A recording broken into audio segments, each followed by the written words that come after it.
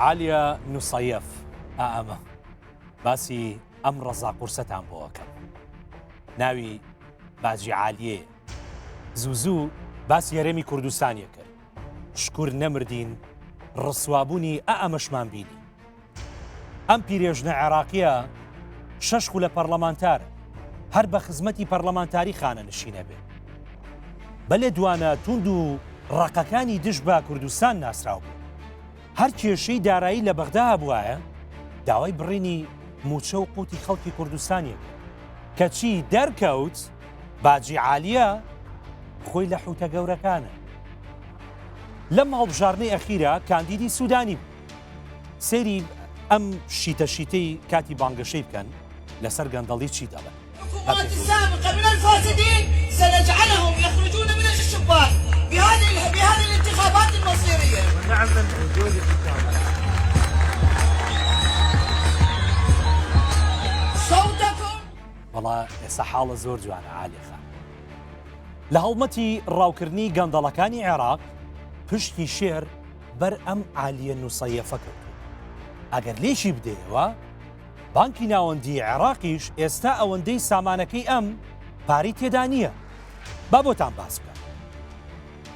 لە زەویەکانیەوە دەست پێەکەین دەست بەسەر 24 پارچە زەوی جیاواز داگیراوە کە دەکەونە ناوچە استراتیژیەکانی بەغداوە وەک کەرخ و قادریە و ڕاشدیە.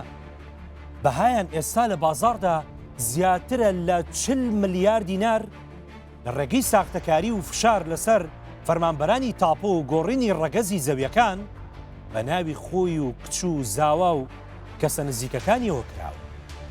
لە ماڵەکەیدا بە دینار و دۆلار 98 ملیار دینار دەستی بەسەردا گیراوە.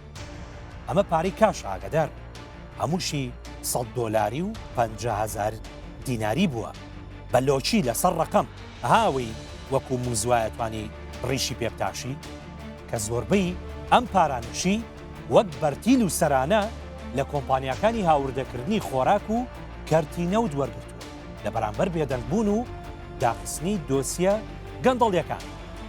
هێشتا زۆری ماوە عالیخان. ئەزانی چەند زێڕیشی لە ماڵەوە هەبووە؟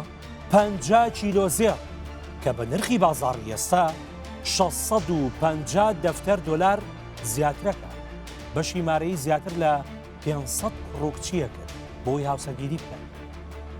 جابا سەرنجتان بۆ ئەم وێنەیە ڕابکێش کە لە سوشیال میدیا بڵاو بۆتەوە.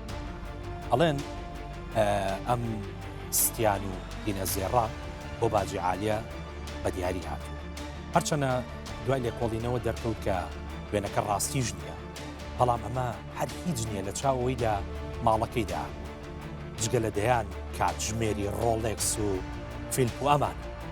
ئاخر بڵێ تۆ کیم کارداشیانی مۆنیکا بێلوچی ئەوەندە زێڕ و کاژمێری گرانبەهات بۆ چییە مردوو بێ؟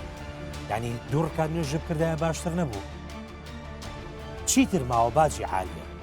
سێ ڤێلای شاهانەی لە گەڕەکەکانی مەنسوور و جادریە کە تێچووی هەر یەکیشیان 3 ملیۆن دۆلار لەگەڵ چەند باخێکی گەورە لەسەر ڕووباری دیجلە لە ناوچەکانی کەرخ و باکووری بەغدا کە ئەمانەشی بە ناوی خۆی و کچ و زاواکەی کرابوو جگە لە کێڵگەیەکی ئەسپ سواری کە کێڵگەیەکی گەورەیە پڕ لە ئەسپی چاک کە دەڵێن بۆ سپیکردنەوەی پارە و کۆبوونەوەی سیاسی نهێنی بەکاری هێناوە.